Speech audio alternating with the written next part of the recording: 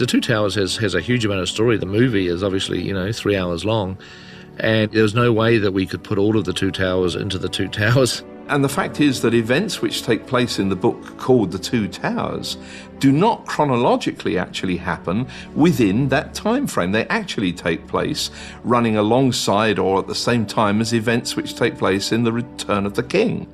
When Frodo is being carried away by the orcs after he's been wrapped up in the spiderweb by Shelob, at that exact moment in the book, if you really break the timelines down, you discover that Gandalf and Pippin are at Minas Tirith and the siege of Minas Tirith is underway. So what Peter has done in the movie version is to iron out the timelines and bring all the action together chronologically. I was concerned at the end of the second movie because I could see how much they'd got to do.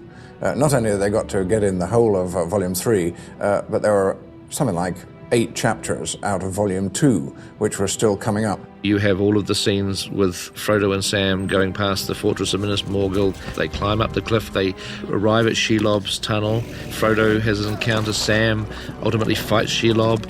Then the orcs carry Frodo's wrapped up body away. All of that was actually part of the Book of the Two Towers. The remaining chapters that we took out of The Two Towers and stuck into The Return of the King, the film, were The Road to Isengard, Flotsam and Jetsam, The Voice of Saruman, The Palantir. We made the decision quite early on to strip those down, pass those down to their bare minimum of what we needed from them.